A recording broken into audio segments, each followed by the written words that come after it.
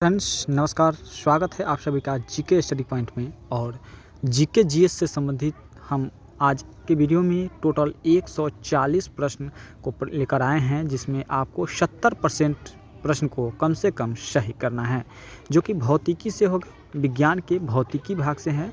Total 140 प्रश्न, जो कि लगभग 1 घंटा का वीडियो होगा, और इसमें आपको टोटल 140 प्रश्न को देखना है और अधिक से अधिक प्रश्न को सही करना है। यदि वीडियो अच्छा लगे तो वीडियो को लाइक, शेयर और चैनल को सब्सक्राइब जरूर कर लीजिएगा।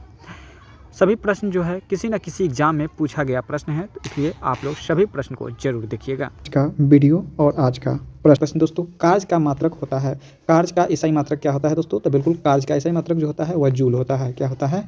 जूल होता है। ऑप्शन ए हो जाएगा सही जवाब। चलिए, प्रकाश की इकाई क्या होती है दोस्तों? तो प्रकाश की इकाई जो होती है वह दूरी होती है। प्रकाश की इकाई क्या होती है? दूरी होता है, यानी ऑप्शन नंबर ए हो जाएगा सही जवाब। बिल्कुल जीरो से ऊपर चलने वाले हैं, तो बिल्कुल सभी प्रश्न जरूर देखिएगा। एम्पियर का एसआई मात्रक क्या होता है दोस्तों? तो बिल्कुल एम्पियर का एसआई मात्रक जो होता है वो विद्युत धारा होता है। एम्पियर का एसआई मात्रक क्या होता है? तो विद्युत धारा होता है। एम्पियर का एसआई मात्रक विद्युत धारा होता है।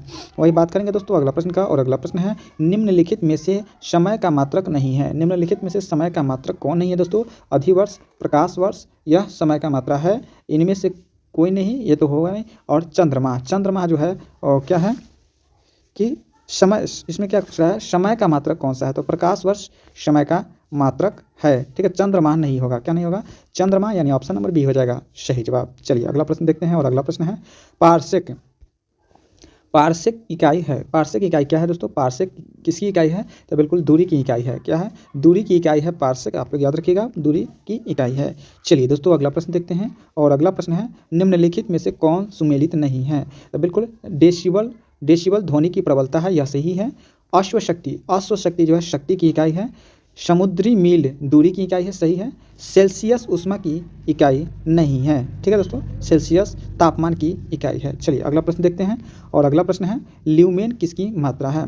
ल्यूमेन जी है वो किसकी है? तो ज्योति फ्लक्स की मात्रा जो होती है, मात्रक जो होती है, क्या होती है? ल्यूमेन होती है। ऑप्शन नंबर बी हो जाएगा सही जवाब। चलिए अगला प्रश्न देखते हैं पास्कल। पास्कल जो है वह किसकी मात्रा इकाई है दोस्तों? तो बिल्कुल दाब की इकाई है पास्कल। किसकी? दाब की इकाई है पास्कल। ऑप्शन नंबर बी हो जाएगा सही जवाब। चलिए दोस्तों, कैंडेला, कैंडेला का मात्रक क्या होता है? तो कैंडेला की मात्रक जो होता है वह ज्योति तीव्रता होता है। कैंडेला की मात्रक जो होता है ज्योति तीव्रता होता है। ऑप्शन नंबर डी हो जाएगा सही जवाब। वही बात करेंगे दोस्तों अगला प्रश्न का, यंग प्रत्यास्था गुणांक का एसआई मात्रक होता है। यंग प्रत्यास्था का गुणांक का एसआई मात्रक जो होता है वह न्यूटन प्रति मीटर होता है। क्या होता है? एन प्रति एम होता है, यानी न्यूटन प्रति मीटर होता है, याद रखिएगा। चलिए, निम्नलिखित युग्मों में से भौतिक राशियों के समान विनिमय सूत्र नहीं है, किसकी है? तो बिल्कुल बल एवं दाब की। बल एवं दाब की विनिमय सूत्र जो होता है वह क्या नहीं होता है? तो समान नहीं होता है। ठीक है दोस्तों, विनिमय समान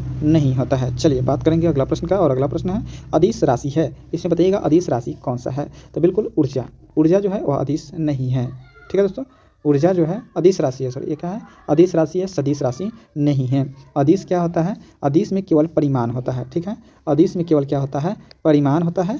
जबकि सदिश की बात करें तो सदिश में क्या होता है? सदिश में परिमाण के साथ साथ दिशा भी होता है। ठीक है दोस्तों, परिमाण के साथ साथ दिशा भी होता है, जबकि अदिश में दिशा नहीं होता है और परिमाण केवल होता है। चलिए बात करेंगे अगला प्रश्न का, निम्नलिखित में से कौन सी सदिश राशि है? सदिश राशि इसमें कौन सी है? तो वेग। वेग जो है क्या है? सदिश राशि है। इसमें दिशा और परिमाण दोनों होता है, लेकिन द्रव्यमान में, समय में और लंबाई में। ठीक है, इसमें क्या होगा? केवल क्या होगा आपका? परिमाण होगा। चलिए अगला प्रश्न देखते हैं, और अगला प्रश्न है पदार्थ के संवेग और वेग के अनुपात कौन सी भौतिक राशि से प्राप्त की जाती है? पदार्थ के संवेग और वेग के अनुपात जो है कौन सी भौतिक राशि से प्राप्त की जाती है? तो बिल्कुल द्रव्यमान से की जाती है। किससे? द्रव्यमान से। ऑप्शन नंबर बी सी हो जाएगा सही जवाब। चलिए बात करेंगे अगला प्रश्न का, और अगला प्रश्न है शून्य में स्वतंत्र रूप से गिरने वाली वस्तुओं का वेग होता है, कितना होता है? शून्य में स्वतंत्र रूप से वस्तुओं के गिरने का जो होता है किसके कारण होता है? तो समान त्वरण के कारण होता है। किसके? समान त्वरण के कारण होता है। किसी ऊंचाई से यदि वहाँ की गुरुत्वाकर्षण को शून्य कर दिया जाए और वहाँ पे एक हाथी और एक चींटी को गिराया जाए तो दोनों एक ही बार धरती पर आएगा। चलिए अगला प्रश्न देखते हैं और अगला प्रश्न है 2 केजी वाले द्रव्यमान पर 5 न्यूटन बल लगाया जाता है तो उससे उत्पन्न होने वाला त्वरण कितना होगा। ठीक है, तो त्वरण कितना होगा, तो बिल्कुल वैसे यही करना है। क्या करना है कि 5 न्यूटन का है तो 5 न्यूटन को क्या कर देना है, उसके केजी से भाग दे देना है, यानी 2 केजी से भाग दे देना है, कटा देना है कितना 2.5 मीटर प्रति सेकंड स्क्वायर। ठीक है दोस्तों, जितना भी होगा उसका आधा कर दीजिएगा, 2 से भाग दे दीजिएगा, जितना केजी होगा उसको आप भाग दे दीजिएगा, उसका आधा हो जाएगा। ठीक है, न्यूटन का आधा हो जाएगा। चलिए अगला प्रश्न देखते हैं और अगला प्रश्न है किसी भी स्थिर या गतिशील वस्तु को स्थिर व दिशा में जब कोई परिवर्तन नहीं होता है जब तक उसमें कोई बाह्य बल ना हो, यह कथन किसका है। यह न्यूटन के गति का प्रथम नियम है। ठीक है, न्यूटन के गति का प्रथम नियम है। क्या है, न्यूटन के गति का प्रथम नियम है यदि कोई वस्तु जो है यदि गति में है तो वह गति में ही रहना चाहता है, या कोई वस्तु क्या है कि गति में नहीं है यानी स्थिर है तो स्थिर ही रहना चाहता है जब तक कि उस पर कोई बाह्य बल न लगे। ठीक है दोस्तों, चलिए अगला प्रश्न देखते हैं और अगला प्रश्न है रॉकेट का सिद्धांत पर कार्य करता है। रॉकेट का सिद्धांत जो है वह किस पर कार्य करता है, तो संवेग संरक्षण के सिद्धांत पर काम करता है, यानी ऑप्शन नंबर डी हो जाएगा सही जवाब। चलिए बात करते हैं अगला प्रश्न का और अगला प्रश्न है अश्व यदि एकाएक चलना प्रारंभ कर दे तो अश्वारोही को गिरने की आशंका का कारण क्या होता है, तो बिल्कुल विश्राम जड़त्व के कारण। ठीक है, जैसे कि अभी बताए हैं कि कोई वस्तु यदि स्थिर है तो स्थिर ही रहना चाहता है, या वेग में है तो वेग में ही रहना चाहता है, लेकिन जब कोई अश्व जो है अचानक चलना शुरू कर देता है तो अश्व के साथ साथ उसका जो वाहन है वो भी चलना शुरू कर देता है, लेकिन उस पर जो अश्वारोही बैठा हुआ है या खड़ा है वह तो स्थिर है और वह स्थिर ही रहना चाहता है, इसीलिए उसको गिरने की आशंका होती है। या जब गाड़ी जो है बस जो है अचानक ब्रेक लगाता है तो आगे की तरफ झुक जाता है, या अचानक गियर तोड़ता है और स्पीड को बढ़ाता है तो क्या है पीछे की तरफ झुक जाता है, इसका कारण है बिल्कुल जड़त्व। ठीक है दोस्तों, चलिए अगला प्रश्न देखते हैं और अगला प्रश्न है, देखिए वही आपका प्रश्न आ गया, क्या है चलती हुई बस जब अचानक ब्रेक लगाती है तो उसमें बैठे यात्री जो है आगे की दिशा की ओर गिरते हैं, इसको किसके द्वारा समझाया गया है, तो न्यूटन के पहला नियम के द्वारा समझाया गया है। ठीक है दोस्तों, न्यूटन के पहला नियम ऑप्शन नंबर बी हो जाएगा सही जवाब। चलिए दोस्तों बात करते हैं बल का गुणनफल होता है, तो बल का गुणनफल जो होता है क्या होता है, द्रव्यमान और त्वरण होता है, द्रव्यमान और त्वरण इक्वल टू बल होता है। चलिए शरीर का वजन किस पर निर्भर करता है, तो बिल्कुल ध्रुवों पर अधिकतम होता है। ठीक है दोस्तों, ध्रुवों पर शरीर का वजन जो होता है क्या होता है, अधिकतम होता है। जैसे जैसे ध्रुव से दूरी जाएंगे वजन जो है में क्या होता है कमी होता चला जाएगा। चलिए अगला प्रश्न देखते हैं और अगला प्रश्न है किसी मनुष्य का भार पृथ्वी पर यदि 600 टन है तो चंद्रमा पर कितना होगा, तो बिल्कुल चंद्रमा पर जो हो जाएगा कितना हो जाएगा, तो बिल्कुल 100 टन हो जाएगा। कितना हो जाएगा, 100 टन हो जाएगा। इसमें 6 से भाग कर दीजिए। ठीक है, 6 से भाग कर दीजिए यानी 100 टन हो जाएगा। ठीक है दोस्तों, टन नहीं यहाँ पे न्यूटन होगा। यदि किसी मनुष्य का भार जो है वो 600 न्यूटन है तो पृथ्वी पर कितना हो जाएगा, चंद्रमा पर कितना हो जाएगा, तो 60 टन हो जाएगा। ठीक है, 100 टन हो जाएगा। चलिए दोस्तों अगला प्रश्न देखते हैं और अगला प्रश्न है पृथ्वी की सतह पर किसी का भार यदि 29.4 टन है तो उसका द्रव्यमान कितना होगा, तो बिल्कुल जितना टन है उतना किग्रा होगा, यानी 29.4 kg हो जाएगा। चलिए अगला प्रश्न देखते हैं और अगला प्रश्न है एक अंतरिक्ष यात्री पृथ्वी के तल की तुलना में चंद्र तल पर अधिक ऊंचाई छलांग लगा सकता है। क्यों लगाता है, क्योंकि चंद्र तल पर गुरुत्वाकर्षण बल जो है पृथ्वी की तुलना में अल्प है यानी कम है। ठीक है, पृथ्वी का गुरुत्वाकर्षण बल जो है 9.8 G है। ठीक है, जबकि चंद्रमा का गुरुत्वाकर्षण बल है इसका छठा भाग है। ठीक है, छठा भाग है यानी इसमें 6 से भाग कर दीजिए यानी कम है, इसी कारण वहाँ पे अधिक छलांग लगता है। जब आप नील आर्मस्ट्रांग को भी देखे होइएगा तो कंगारू की तरह रेंगते हुए वहाँ पे दिखाई देते हैं। चलिए अगला प्रश्न देखते हैं और अगला प्रश्न है 1 किलोग्राम राशि वजन होता है, 1 किलो राशि का वजन होता है कितना होता है, तो 9.8 न्यूटन होता है। ठीक है दोस्तों, चलिए बात करते हैं अगला प्रश्न का और अगला प्रश्न है जड़त्व आघूर्ण व कोणीय त्वरण का गुणनफल होता है, टॉर्क होता है। क्या होता है, जड़त्व आघूर्ण या कोणीय त्वरण का जो गुणनफल होता है उसे टॉर्क कहते हैं। ऑप्शन बी हो जाएगा सही जवाब। चलिए अगला प्रश्न देखते हैं और अगला प्रश्न है आपकी स्क्रीन पर क्या है जल के आयतन में क्या परिवर्तन होगा यदि तापमान 9 डिग्री सेल्सियस से गिरा कर 3 डिग्री सेल्सियस कर दिया जाता है? तो बिल्कुल आयतन पहले से घटेगा और बाद में बढ़ेगा। आयतन पहले क्या होगा, घटेगा और फिर बाद में धीरे धीरे बढ़ेगा। चलिए दोस्तों अगला प्रश्न देखते हैं। पानी जम जाता है कब? सॉरी यहाँ पे 29 नंबर प्रश्न देखेंगे। एक बीकर में पानी बर्फ पर तैर रही है। जब बर्फ पूर्णतः पिघल जाती है तो बीकर में पानी का तल क्या होगा? तो बिल्कुल पानी का तल जो है उतना ही रहेगा, न घटेगा और ना ही बढ़ेगा। चलिए अगला प्रश्न देखते हैं और अगला प्रश्न है, जब किसी बोतल में पानी भरा जाता है और उसमें जमने दिया जाता है तो बोतल टूट जाती है, ऐसा क्यों? क्योंकि पानी जमने पर फैलता है। ठीक है दोस्तों, पानी जमने पर क्या होता है, फैलता है, इसीलिए टूट जाती है। चलिए अगला प्रश्न देखते हैं। सड़क पर चलने की अपेक्षा बर्फ़ पर चलना आसान क्यों होता है? क्योंकि बर्फ़ में सड़क की अपेक्षा घर्षण कम होता है। बर्फ़ में घर्षण कम होता है और सड़क पर घर्षण अधिक होता है, इसलिए कठिनाई होता है। चलिए अगला प्रश्न देखते हैं और अगला प्रश्न है, एक नदी में चलता हुआ जहाज समुद्र में आता है तब जहाज क्या होता है? एक नदी में चलता हुआ जहाज जब समुद्र में आता है तो क्या होता है, थोड़ा सा ऊपर आएगा। ठीक है दोस्तों, क्या होगा, थोड़ा ऊपर आ जाता है। चलिए अगला प्रश्न देखते हैं और अगला प्रश्न है, लोहे के कीले पारे में क्यों तैरती है जबकि वह पानी में डूब जाती है? लोहे की कील जो है जब पारा में रखिएगा तो क्या होगा, पारा लिक्विड में रखिएगा तो वह तैरेगा, जबकि पानी में वो होता है डूब जाता है। ऐसा क्यों होता है? क्योंकि लोहे का घनत्व पानी के घनत्व से अधिक होता है। लोहे का घनत्व जो होता है पानी के घनत्व से अधिक होता है, पारे से कम होता है। लोहे का घनत्व पानी से अधिक तथा पारे से कम होता है। चलिए अगला प्रश्न देखते हैं और अगला प्रश्न है, पानी का घनत्व अधिकतम होता है, तब पानी का अधिकतम घनत्व होता है 4 डिग्री सेल्सियस होता है। कितनी? 4 डिग्री होता है। चलिए वही बात करें, वस्तु की मात्रा बदलने पर अपरिवर्तित रहेगा, क्या अपरिवर्तित रहेगा, कोई परिवर्तन नहीं होगा। वस्तु की मात्रा बदलने पर घनत्व जो है उसमें कोई अंतर नहीं होगा। चलिए अगला प्रश्न देखेंगे और अगला प्रश्न है, समुद्र में प्लावन करते आइसबर्ग का कितना भाग समुद्र में डूबा रहता है? मोस्ट इंपॉर्टेंट प्रश्न है दोस्तों, रिपीटेड प्रश्न है, याद रखिएगा। तो बिल्कुल ये जो है समुद्र में प्लावन करते समय आइसबर्ग का जो है भाग कितना डूबा हुआ रहता है? तो 1/10 भाग। ठीक है दोस्तों, 1/10 भाग, यानी एक भाग ऊपर रहेगा और 10वां भाग उसका नीचे रहता है। चलिए वही बात करेंगे अगला प्रश्न का और अगला प्रश्न है दोस्तों, बर्फ के 2 टुकड़े को आपस में दबाने पर आपस में चिपक जाते हैं, ऐसा क्यों?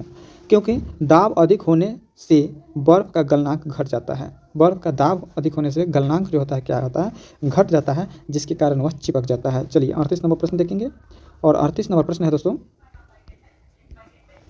हवाई जहाज से रेल यात्रा करते समय पेन की स्याही निकलने लगती है, ऐसा क्यों? क्योंकि वायु दाब में कमी हो जाती है। वायु दाब में क्या हो जाती है, कमी हो जाती है, जिसके कारण स्याही जो है निकलने लगता है। ऑप्शन नंबर ही हो जाएगा सही जवाब। चलिए दोस्तों अगला प्रश्न देखते हैं और अगला प्रश्न है, ऊंचाई की जगहों पर पानी 100 डिग्री सेल्सियस के नीचे तापमान पर क्यों उबलता है? ऊंचाई की जगहों पर पानी जो है 100 डिग्री सेल्सियस के नीचे ही क्यों उबलने लगता है? क्योंकि वायुमंडलीय दाब कम हो जाता है, अतः उबलने की बिंदु नीचे आ जाती है। ठीक है दोस्तों, चलिए बात करेंगे दोस्तों अगला प्रश्न का और अगला प्रश्न है, साबुन के बुलबुले के अंदर का दाब क्या कारण है? तो बिल्कुल साबुन के अंदर बुलबुले के अंदर का दाब जो होता है वायुमंडलीय दाब से अधिक होता है। साबुन के बुलबुले के अंदर का दाब होता है वो वायुमंडलीय दाब से अधिक होता है। चलिए दोस्तों अगला प्रश्न देखते हैं, वायु दाब मापी की रीडिंग में अचानक गिरावट किस बात का संकेत करता है? तो बिल्कुल तूफान का संकेत करता है। वायु दाब मापी रीडिंग जो होता है, यदि अचानक से उसका सुई गिर जाता है, रीडिंग गिर जाता है, तो क्या होता है कि तूफान का आशंका हो जाती है। चलिए बात करते हैं अगला प्रश्न का, प्रेशर कुकर में खाना जल्दी पक जाता है, क्यों पक जाता है? तो बिल्कुल प्रेशर कुकर में खाना जो है जल्दी पक जाता है, जबकि ऐसे आप किसी बर्तन में बनाइएगा तो वो जल्दी नहीं पकेगा। कारण है अधिक दाब पर पानी अधिक तापमान उबलने लगता है। अधिक दाब पर पानी जो है अधिक तापमान उबलने लगता है, यानी कहने का मतलब है कि उसमें जो का तापमान जो है वह संरक्षित रहता है, उसी में रहता है। ठीक है, और दाब अधिक बनाता है। यानी ऑप्शन नंबर बी हो जाएगा। ठीक है दोस्तों, चलिए इस प्रश्न के लिए अगला प्रश्न देखते हैं। और अगला प्रश्न है दोस्तों, हाइड्रोजन से भरा गुब्बारा रबर का गुब्बारा वायु में ऊपर अधिक जाकर फट जाता है, क्यों? हाइड्रोजन से भरा रबर का गुब्बारा जो है वायु में ऊपर जाकर फट जाता है, क्यों होता है ऐसा? क्योंकि वायु दाब जो है वो घट जाता है। ठीक है, क्या होता है? वायु दाब घट जाने के कारण जो है गुब्बारा फट जाता है, याद रखिएगा। चलिए अगला प्रश्न देखेंगे। और अगला प्रश्न है, सूर्य में निरंतर ऊर्जा सृजन किस रूप कारण होता है? सूर्य में ऊर्जा का सृजन जो होता है किस कारण होता है? तो संलयन के कारण होता है। किसके कारण? नाभिकीय संलयन के कारण होता है, यानी ऑप्शन नंबर ए हो जाएगा सही जवाब। वही बात करेंगे दोस्तों, चाबी भरी घड़ी में कौन सी ऊर्जा होती है? चाबी भरी घड़ी में कौन सी ऊर्जा होती है? तो स्थितिज ऊर्जा होती है। किसमें से? स्थितिज ऊर्जा होती है, ऑप्शन नंबर बी होगा सही जवाब। वही बात करते हैं दोस्तों अगला प्रश्न का, जब हम रबर के गड्ढे वाले सीट पर बैठते हैं या गद्दे पर लेटते हैं तो उसका आकार अपवर्तित हो जाता है, ऐसे पदार्थ में बनाया जाता है। ऐसे पदार्थ में कौन सा ऊर्जा बनाया जाता है? तो बिल्कुल स्थितिज ऊर्जा होता है। कौन सी ऊर्जा? स्थितिज ऊर्जा, ऑप्शन नंबर बी हो जाएगा सही जवाब। चलिए वही बात करते हैं अगला प्रश्न का। और अगला प्रश्न है, निम्नलिखित में से किसमें गतिज ऊर्जा नहीं है? तो बिल्कुल खींचा हुआ धनुष में जो है वो गतिज ऊर्जा नहीं होता है, स्थितिज ऊर्जा होता है। चलिए वही बात करते हैं, जब एक चल वस्तु की गति दुगनी कर दी जाती है तो उसकी गतिज ऊर्जा क्या हो जाएगी? तो बिल्कुल जब किसी वस्तु की चाल में दुगनी कर दी तो उसकी गतिज ऊर्जा जो हो जाएगी वो क्या हो जाएगी? चौगुनी हो जाएगी। क्या हो जाएगी? गतिज ऊर्जा चौगुनी हो जाएगी। चलिए वही बात करते हैं अगला प्रश्न। और अगला प्रश्न है, निम्नलिखित में से कौन सा नियम इस कथन को वैध ठहराता है कि द्रव्य न तो सृजन किया जाता है और न ही विनाश किया जाता है? तो बिल्कुल ऊर्जा संरक्षण के नियम को दर्शाता है। किसके? ऊर्जा संरक्षण के नियम को दर्शाता है, क्योंकि ऊर्जा भी है ना तो उसका नष्ट होता है और ना ही सृजन होता है, वह एक रूप से दूसरे रूप में परिवर्तन होता है। ठीक, द्रव्य भी उसी प्रकार होता है। द्रव्य जो है वाष्प के रूप में बदलता है और फिर पानी बनकर, वर्षा बनकर फिर पृथ्वी पर आता है। ठीक है, फिर वाष्प बनता है, यानी यह प्रक्रिया चलता ही रहता है।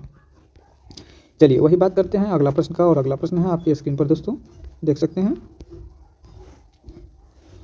साइकिल चलाने वाले मोड़ लेते समय क्यों झुकता है? साइकिल चलाते समय मोड़ लेते समय मोड़ के पर क्यों झुकता है? तो बिल्कुल वह झुकता है कि ताकि गुरुत्व केंद्र आधार के अंदर बना रहे और उसे गिरने से बचाएगा। ठीक है दोस्तों, चलिए वही बात करते हैं दोस्तों अगला प्रश्न का।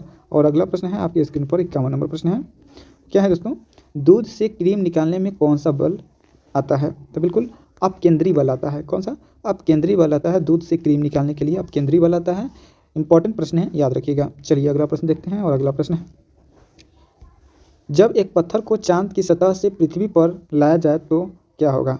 इसका भार बदल जाएगा परंतु द्रव्यमान नहीं बदलेगा। ठीक है, द्रव्यमान वही रहेगा, केवल भार इसका क्या हो जाएगा? परिवर्तन हो जाएगा। चलिए वही बात करते हैं अगला प्रश्न का, किसी लिफ्ट में बैठे हुए व्यक्ति को अपना भार कब अधिक महसूस होता है?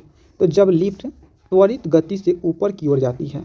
जब लिफ्ट जो है त्वरित गति से ऊपर की ओर जाती है तो क्या होता है कि अधिक भार महसूस होता है, लेकिन जब वही नीचे की तरफ आएगा तो उसका भार जो हो जाएगा क्या हो जाएगा? कम हो जाएगा। क्या हो जाएगा? कम हो जाएगा। चलिए अगला प्रश्न देखते हैं। और अगला प्रश्न है, जब एक लिफ्ट में किसी व्यक्ति का प्रत्यक्ष भार वास्तविक भार से कम होता है तो जब लिफ्ट जा रही होती है, कहाँ जा रही होती है? तो वह त्वरण के साथ नीचे की ओर जा रही होती है। ठीक है दोस्तों, चलिए अगला प्रश्न देखते हैं। और अगला प्रश्न है, पृथ्वी के गुरुत्वाकर्षण का कितना भाग चंद्रमा गुरुत्वाकर्षण सबसे नज़दीक है? तो बिल्कुल 1/6, जैसे कि बताया है 1/6। यदि पृथ्वी पर 60 kg का है, कितना kg का है? 60 kg का है, तो चंद्रमा पर आप कितना? 10 kg का ही रह जाएंगे। ठीक है दोस्तों, कितना? 10 kg का ही रह जाएंगे। चलिए बात करते हैं अगला प्रश्न। और अगला प्रश्न है, लोलक की कालावधि है, टाइम पीरियड क्या है? तो बिल्कुल लंबाई के ऊपर निर्भर करता है। लोलक जो है उसका कालावधि यानी टाइम पीरियड जो है लंबाई के ऊपर निर्भर करता है। चलिए अगला प्रश्न देखते हैं। और अगला प्रश्न है, छोटक घड़ियाँ गर्मियों में क्यों सुस्त हो जाती है? तो बिल्कुल छोटक घड़ियाँ जो है वो गर्मियों में डोलक की लंबाई बढ़ जाती है, जिससे इकाई दोलन में दोलन में लगा हुआ समय भी क्या होता है, बढ़ जाता है। चलिए अगला प्रश्न देखते हैं। और अगला प्रश्न है, किसी सड़क लोलक की लंबाई 4% बढ़ा दी जाए तो उसका आवर्तकाल क्या हो जाएगा? तो बिल्कुल 2 गुना हो जाएगा। ठीक है दोस्तों, चलिए अगला प्रश्न देखते हैं। और अगला प्रश्न है, पार्श्व विकृति तथा अनुदैर्ध्य विकृति के अनुपात को क्या कहते हैं? पार्श्व विकृति एवं अनुदैर्ध्य विकृति को पोआसो अनुपात कहते हैं। क्या कहते हैं दोस्तों? पोआसो अनुपात कहते हैं, यानी ऑप्शन नंबर ए हो जाएगा सही जवाब। चलिए दोस्तों अगला प्रश्न देखते हैं। और अगला प्रश्न है, वर्षा में बूंद गोलाकार होती है। वर्षा में बूंद गोलाकार होती है, क्यों होती है? सतही तनाव के कारण, पृष्ठ तनाव के कारण। वर्षा के समय देखिएगा बूंद जो होगा वह क्या होगा, गोल होता है। क्यों? क्योंकि पृष्ठ तनाव होता है पृथ्वी का तनाव के कारण। चलिए, तेल में दीप की बत्ती में तेल डैश के कारण ऊपर आता है। तेल दीप की बत्ती जो है वो तेल जो है ऊपर आता है, किसके कारण होता है? तो केशिका क्रिया के कारण। किसके कारण? केशिका क्रिया के कारण, यानी ऑप्शन नंबर बी होगा सही जवाब। चलिए अगला प्रश्न देखते हैं। श्यानता इकाई होती है। श्यानता जो है पॉइज की इकाई होती है, याद रखिएगा। श्यानता जो है किसकी इकाई होती है? पॉइज की इकाई होती है। वही बात करेंगे अगला प्रश्न का। उत्प्लावकता से संबंधित वैज्ञानिक है। उत्प्लावकता से संबंधित वैज्ञानिक है आर्किमिडीज। ठीक है, उत्प्लावकता से संबंधित वैज्ञानिक है आर्किमिडीज है, याद रखिएगा। चलिए बात करते हैं अगला प्रश्न का। महान वैज्ञानिक आर्किमिडीज संबंधित है। महान वैज्ञानिक आर्किमिडीज जो है वह संयुक्त राज्य अमेरिका से संबंधित है, ग्रीस से संबंधित है। किससे है? ग्रीस से संबंधित है, यानी ऑप्शन नंबर डी हो जाएगा सही जवाब। चलिए बात करते हैं। ध्वनि तरंग की प्रकृति होती है। ध्वनि तरंग की प्रकृति जो होती है वो अनुदैर्ध्य होती है। क्या होती है? अनुदैर्ध्य प्रकृति होती है ध्वनि तरंग की। चलिए, वही प्रकाश की अनुप्रस्थ होती है। चलिए अगला प्रश्न देखते हैं। और अगला प्रश्न है, अपने उड़ान पथ पर अवरोधक की पहचान के लिए चमगादड़ निम्नलिखित तरंगों का प्रयोग करता है। तो बिल्कुल प्राश्रव्य तरंगों का प्रयोग करता है। ऑप्शन नंबर सी हो जाएगा सही जवाब। चलिए अगला प्रश्न देखते हैं। प्राश्रव्य ध्वनियों जिनकी आवृत्ति होती है, बिल्कुल प्राश्रव्य ध्वनियों का आवृत्ति जो होती है 20,000 Hz से अधिक होता है। ठीक है, 20,000 हर्ट्ज से अधिक है। मनुष्य के सुनने की हर्ज क्या है दोस्तों? बताइएगा, मनुष्य की सुनने का हर्ज क्या है? चलिए अगला प्रश्न देखते हैं। और अगला प्रश्न है, ध्वनि तरंगे है। ध्वनि तरंगे जो है वह लंबवत होती है। ध्वनि तरंग क्या होती है? लंबवत होती है। ऑप्शन ए हो जाएगा सही जवाब। चलिए अगला प्रश्न देखते हैं। श्रव्य परिसर में ध्वनि तरंगों की आवृत्ति क्या होती है? 20 हर्ट्ज से 20,000 हर्ट्ज तक। ठीक है, चलिए अगला प्रश्न देखते हैं। और अगला प्रश्न है, और इस वीडियो का अंतिम प्रश्न है दोस्तों, 70 नंबर प्रश्न है। वायु में ध्वनि की चाल 332 मीटर प्रति सेकेंड होती है। यदि दाब बढ़ाकर दोगुना कर दिया जाए तो ध्वनि की चाल कितनी हो जाएगी? तो बिल्कुल सही जवाब हो जाएगा 332 है, तो 332 गुने 2 कर दीजिए, यानी 664 मीटर प्रति सेकंड हो जाएगा। अधिकतम होती है ध्वनि की चाल जो होती है, अधिकतम किस में होती है? तो बिल्कुल ध्वनि की चाल जो होती है इस्पात में होती है। इस्पात में अधिक होती है, यानी ठोस में ध्वनि की चाल अधिक होती है। किसमें? ठोस में ध्वनि की चाल अधिक होती है। चलिए दोस्तों अगला प्रश्न देखते हैं। और अगला प्रश्न है दोस्तों, वायु की ध्वनि का वेग लगभग कितना होता है? वायु के ध्वनि का वेग जो होता है वह लगभग कितना होता है? तो 332 मीटर प्रति सेकंड होता है। कितना? 332 मीटर प्रति सेकंड, यानी ऑप्शन नंबर ए के साथ जाएगा। बिल्कुल सही जवाब ऑप्शन नंबर ए हो जाएगा। चलिए दोस्तों अगला प्रश्न देखते हैं। और अगला प्रश्न है दोस्तों, अगला प्रश्न है 100 डेसिबल का शोर निम्न स्तर में से किससे संगत होगा? तो ये 100 डेसिबल का जो शोर है वह निम्न में से किससे संगत होगा दोस्तों? तो बिल्कुल सही जवाब जो हो जाएगा वह आपका किसी मशीन की दुकान से आने वाली शोरगुल के बराबर होगा। किसी मशीन से आने वाली शोरगुल के बराबर होगा। कितना? तो 100 डेसिबल। ठीक है दोस्तों, क्या 100 डेसिबल, यानी ऑप्शन नंबर डी हो जाएगा सही जवाब। चलिए दोस्तों अगला प्रश्न देखेंगे। और अगला प्रश्न है दोस्तों आपकी स्क्रीन पर, यदि सितार और बांसुरी पर एक ही स्वर में बजाया जाए तो उसका उत्पन्न ध्वनि का भेद निम्न में से अंतर के कारण किया जा सकता है। किसके अंतर का कारण किया जा सकता है? तो केवल ध्वनि के गुणता को, किसको? केवल ध्वनि के गुणता को क्या किया जा सकता है? अंतर किया जा सकता है, यानी ऑप्शन नंबर डी हो जाएगा इस प्रश्न के लिए। बिल्कुल सही जवाब ऑप्शन नंबर डी हो जाएगा। चलिए दोस्तों बात करेंगे अगला प्रश्न का। और अगला प्रश्न बिल्कुल आपके प्रश्न स्क्रीन पर है। एक जेट वायुयान 2 मैच के वेग से हवा में उड़ रहा है। जब ध्वनि का वेग 332 मीटर है तो वायुयान की चाल कितनी होगी? ठीक है, तो वायुयान की चाल के लिए क्या कर देंगे कि मैच गुना वेग कर देंगे, यानी 332 है और कितना 2 मैच से है तो 302, यानी कितना हो जाएगा 664 हो जाएगा। कितना हो जाएगा दोस्तों? 664, यानी ऑप्शन नंबर डी हो जाएगा इस प्रश्न के लिए बिल्कुल सही जवाब। चलिए दोस्तों अगला प्रश्न देखते हैं और अगला प्रश्न है डेसिबल इकाई का प्रयोग किया जाता है। डेसिबल इकाई का प्रयोग किसमें किया जाता है? तो ध्वनि की तीव्रता के लिए किया जाता है।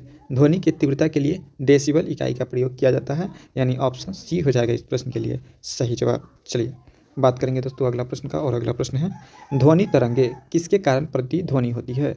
ध्वनि तरंगे जो होती है किसके कारण प्रतिध्वनि उत्पन्न करता है?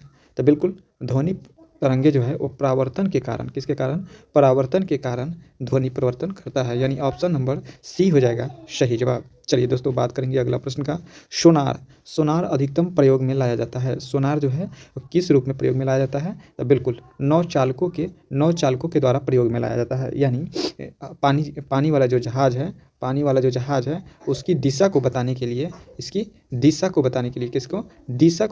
किसका प्रयोग किया जाता है? तो सोनार का प्रयोग किया जाता है। किसको?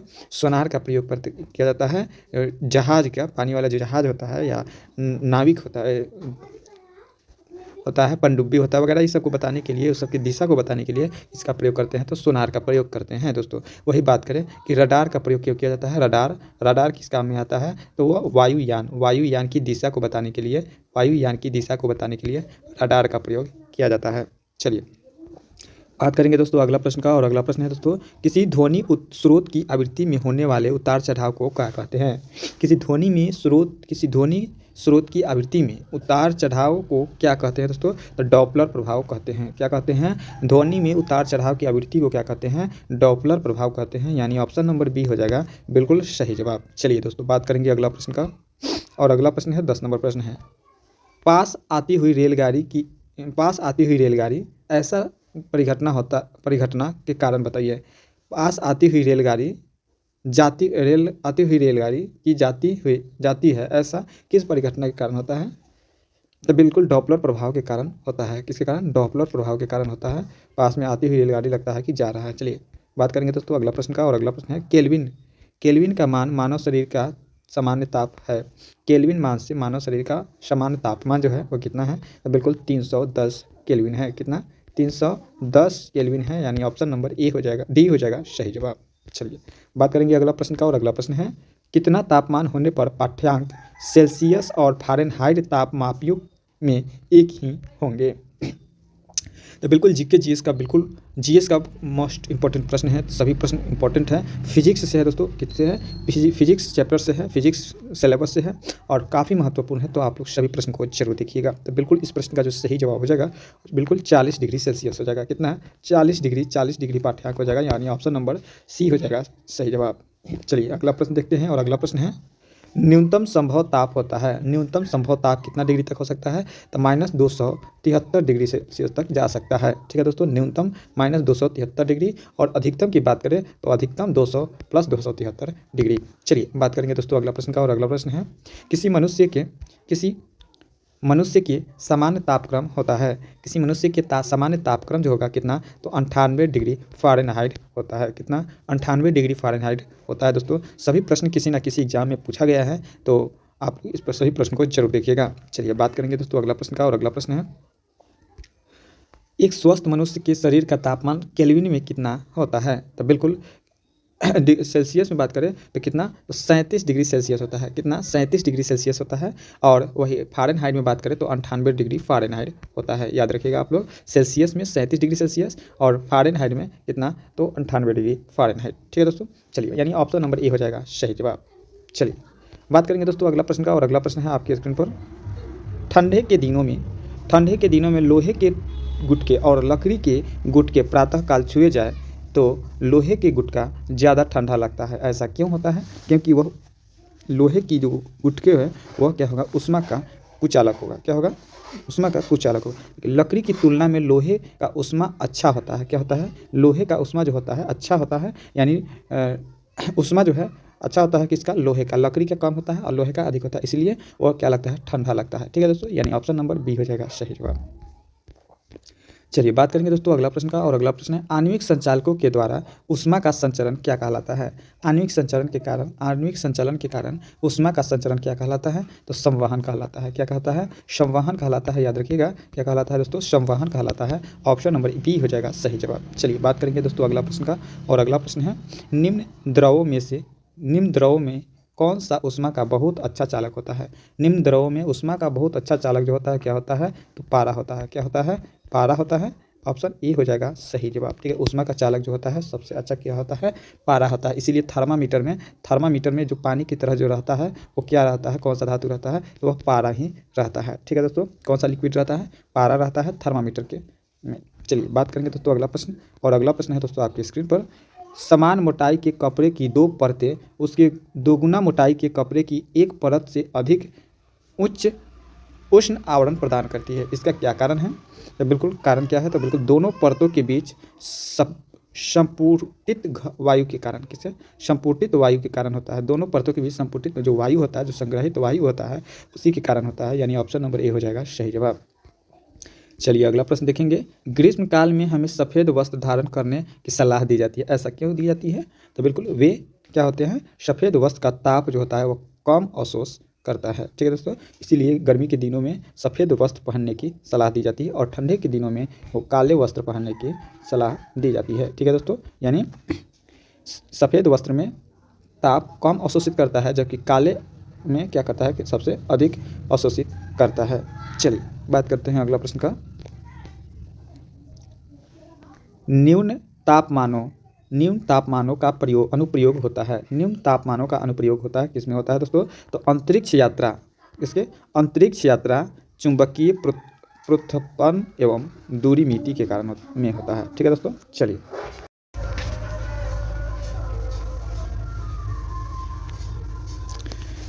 दोस्तों अगला प्रश्न देखते हैं, और अगला प्रश्न है तेज हवा वाली राशि में ओस नहीं बहती है। क्यों ओस नहीं बहती? तेज हवा वाले रात्रि के दिन जो है ओस नहीं बनती है, यानी कुहासा नहीं गिरता है। क्यों? क्योंकि वाष्पीकरण की दर जो है वो तेजी हो जाती है। वाष्पीकरण की दर जो है क्या हो जाती है? तेजी हो जाती है। वाष्पीकरण की दर जो है धीमी होने के कारण ही क्या होता है कि कुहासा गिरता है। ठीक है दोस्तों, चलिए अगला प्रश्न देखते हैं, और अगला प्रश्न है ठोस कपूर से कपूर वाष्प बनाने की प्रक्रिया को क्या कहते हैं?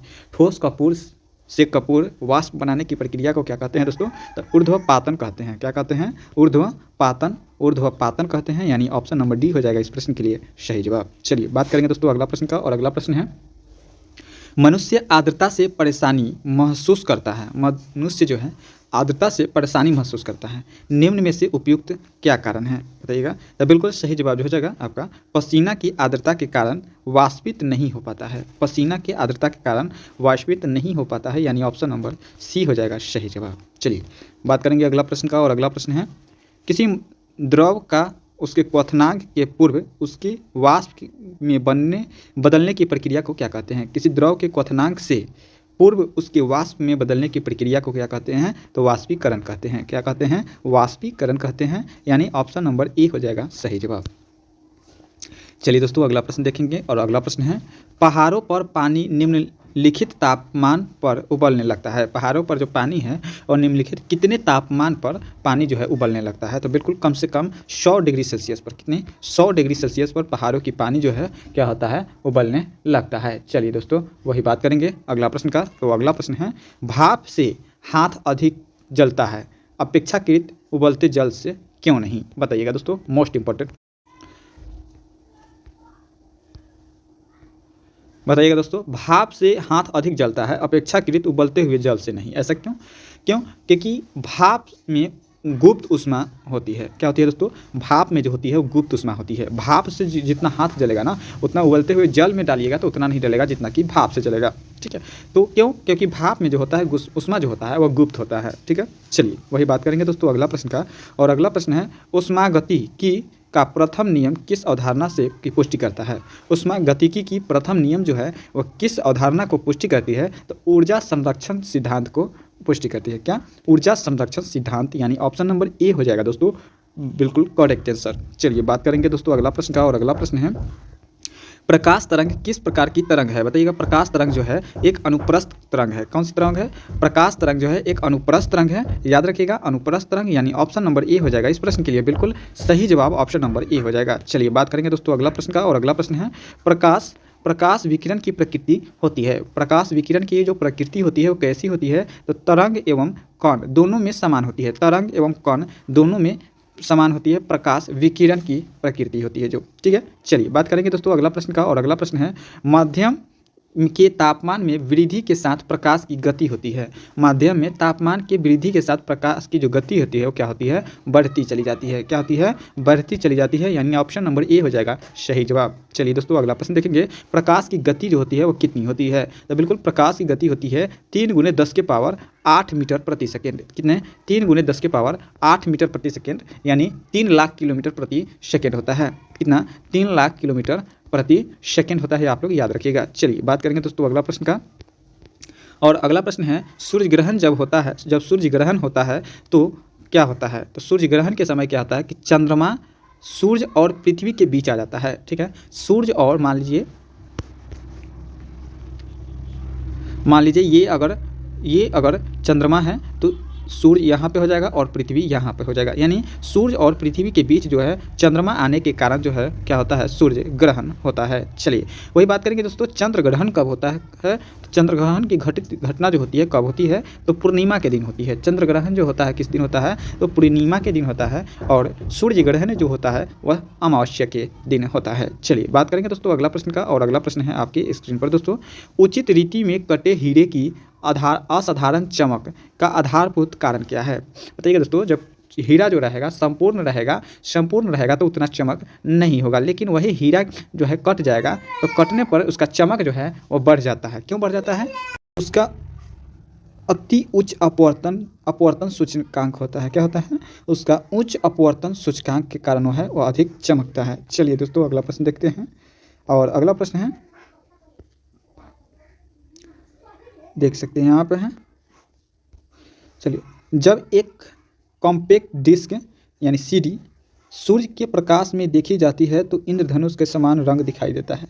इसकी व्याख्या कीजिए। क्या है व्याख्या, तो बिल्कुल प्रकाश परावर्तन एवं अपवर्तन की परिघटना के आधार पर जो है वह चमकता है। ठीक है दोस्तों, प्रकाश परावर्तन और अपवर्तन की परिघटना के कारण। चलिए दोस्तों अगला प्रश्न देखते हैं, और अगला प्रश्न है, किस गुणधर्म के कारण पानी से भरे बर्तन में डुबाई गई छड़ी मुरझाती हुई प्रतीत देती है। तो जिस तरह का यह बाल्टी है, और बाल्टी में अगर पानी भरा हुआ है और इसमें एक छड़ी रखिएगा ना, तो छड़ी जो है तिरछा दिखाई देता है। छड़ी तो टेढ़ा नहीं होता है, लेकिन तिरछा दिखाई देता है। वो किसके कारण दिखाई देता है, वही पूछा गया है प्रश्न में। तो बिल्कुल प्रकाश के अपवर्तन के कारण छड़ी जो है वो टेढ़ी दिखाई देती है। ठीक है, छड़ी जो होता है वो सीधा ही होता है, लेकिन आपको पानी के अंदर जो है छड़ी क्या होगा कि टेढ़ा दिखाई देगा। किसके कारण, तो प्रकाश के अपवर्तन के कारण दिखाई देता है। आप लोग याद रखिएगा। चलिए दोस्तों बात करेंगे वही अगला प्रश्न का, और अगला प्रश्न है, एक समतल दर्पण पर आपतित किरण 60 डिग्री का है। कितना डिग्री का है, 60 डिग्री का कोण बनाती है, तो परावर्तन कोण जो है वो कितना डिग्री का होगा। तो किसी समतल सतह पर आने वाली जो किरण होती है वह जितना डिग्री का कोण बनाती है उतना ही डिग्री का कोण बनाकर वह परावर्तित भी हो जाती है। यानी यह एक समतल दर्पण है, और इस पर यदि 60 डिग्री का कोण बनाती है तो इधर भी क्या होगा कि 60 डिग्री का ही कोण बनाएगी। ठीक है, यदि इधर 75 डिग्री का कोण बनाती है तो इधर भी क्या होगा, 75 डिग्री का ही कोण बनाएगा। यानी समतल दर्पण पर आपतित किरण यदि 60 डिग्री का कोण बनाती है तो परावर्तित किरण भी क्या होगा कि 60 डिग्री का कोण बनाएगा। आप लोग याद रखिएगा। चलिए दोस्तों अगला प्रश्न देखते हैं। चलिए, और अगला प्रश्न है आपकी स्क्रीन पर, अगर प्रकाश का आपतन कोण 90 डिग्री का है, कितना होगा, 90 डिग्री का है, आपतन कोण 90 डिग्री का है, और अपवर्तन कोण के बाद वह 30 डिग्री अपवर्तन के बाद वह 30 डिग्री का है, तो माध्यम अपवर्तनीय सूचकांक क्या होगा। तो बिल्कुल अपवर्तनीय सूचकांक जो होगा वह 3.0 होगा। कितना होगा दोस्तों, 3.0 होगा, याद रखिएगा। चलिए बात करेंगे दोस्तों अगला प्रश्न का, और अगला प्रश्न है, यदि किसी दर्पण का कोण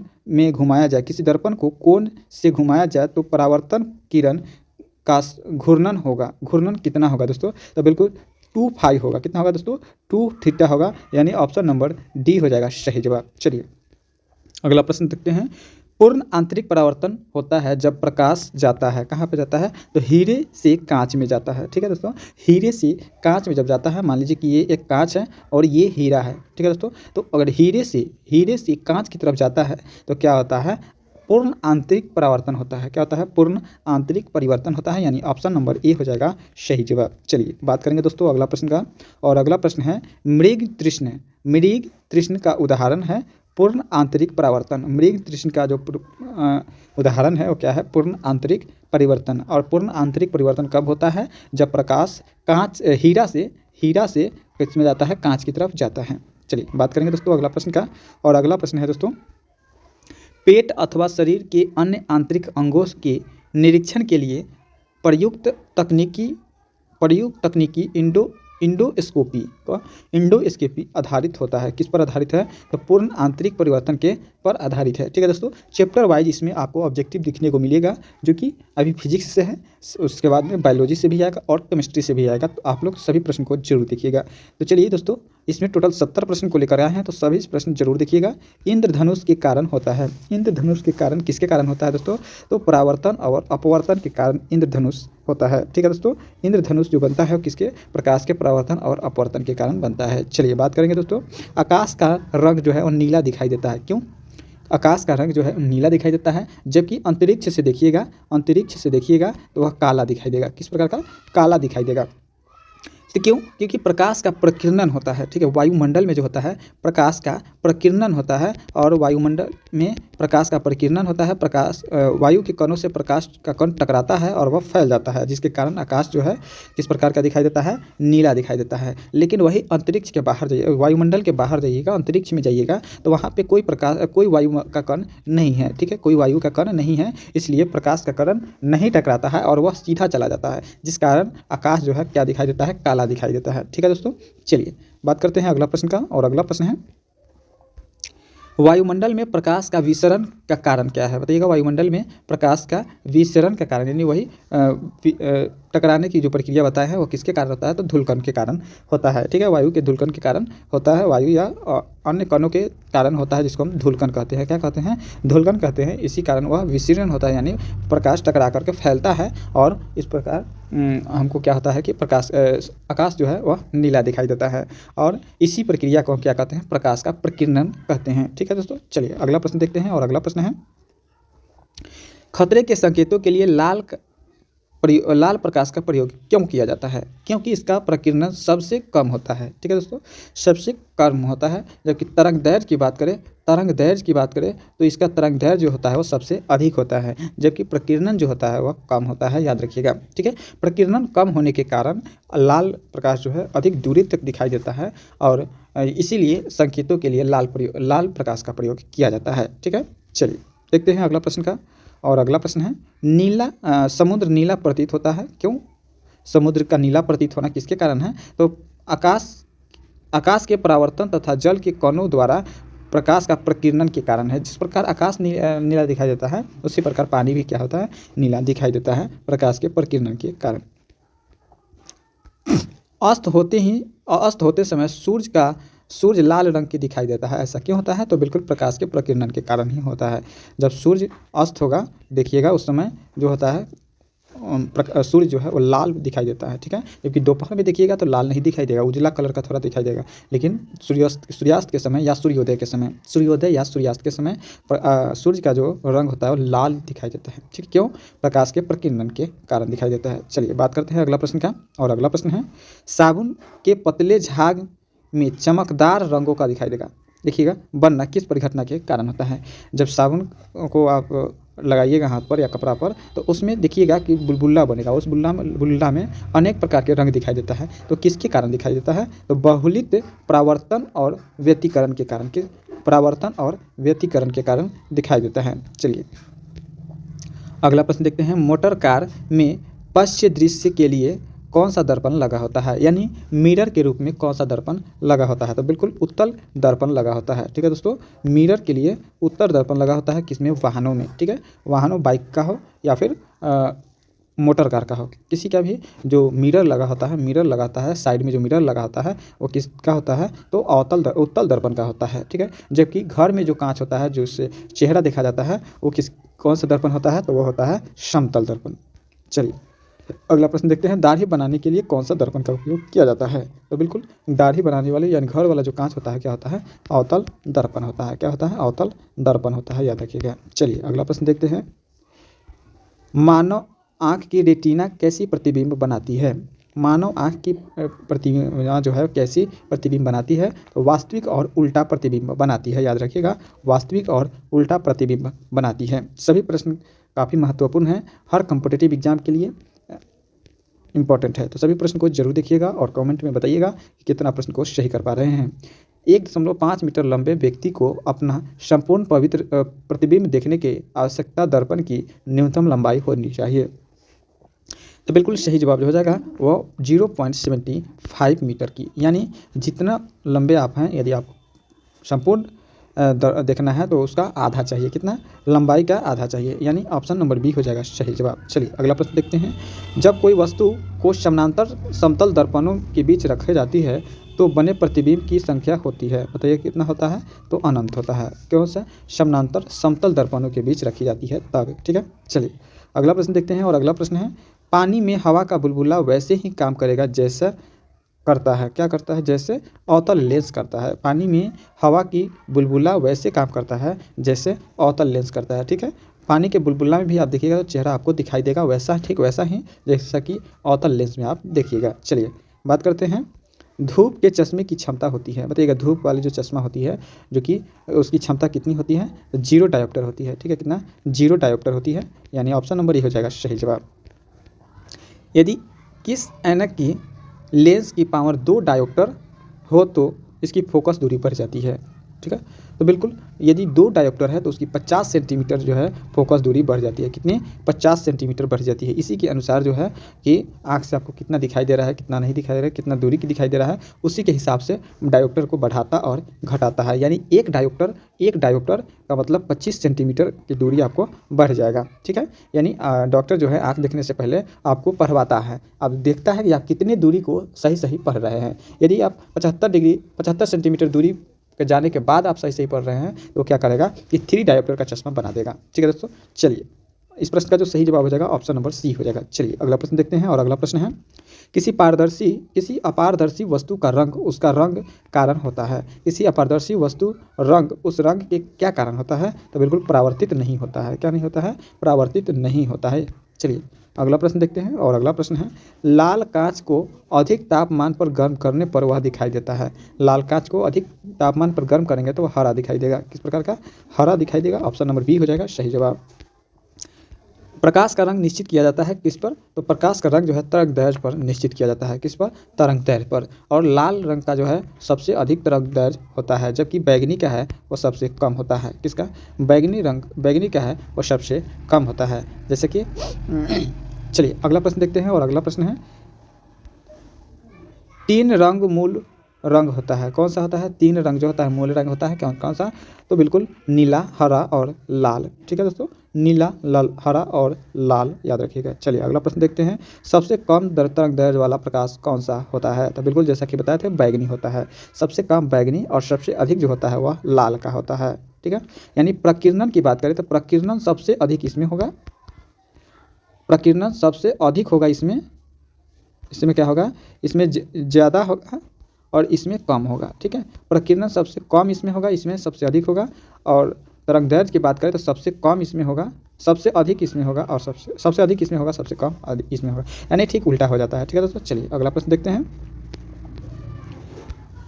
जब प्रकाश के लाल, हरा व नीला रंगों को मिलाया जाता है तो परिणामी रंग किस प्रकार का होता है? जब प्रकाश को लाल, हरा और नीला को मिलाएंगे एक साथ तो वह सफ़ेद बन जाएगा। क्या बन जाएगा? सफ़ेद बन जाएगा। आप लोग एक्सपेरिमेंट करके भी देख सकते हैं। चलिए अगला प्रश्न देखेंगे। और अगला प्रश्न है, कैमरे में किस प्रकार का लेंस का उपयोग किया जाता है? तो बिल्कुल कैमरा में जो है उत्तल लेंस का उपयोग किया जाता है। कौन सा लेंस का? उत्तल लेंस का उपयोग किया जाता है। चलिए बात करते हैं अगला प्रश्न का। और अगला प्रश्न है, आइरिस का क्या काम होता है? आइरिस, आँख में जो होता है आइरिस, उसका काम होता है आँख में जाने वाले प्रकाश की मात्रा को नियंत्रित करना। ठीक है, यानी ना तो ज़्यादा प्रकाश जाए और ना ही कम प्रकाश जाए। ठीक है, कम प्रकाश जाएगा तो आपको धुंधलापन दिखाई देगा, और ज़्यादा प्रकाश दिखाएगा तो आपका आइरिस जो है वो क्या है, आँख की पुतली जो है वह ख़राब हो सकती है। ठीक है, तो क्या है कि आइरिस जो है प्रकाश को अंदर जाने के लिए क्या करती है? कंट्रोल करती है। जब ज़्यादा वाले प्रकाश में जाइएगा तो आइरिस जो है आपका सिकुड़ जाएगा और नियमित जितना ज़रूरी है उतना प्रकाश को अंदर ले जाएगा।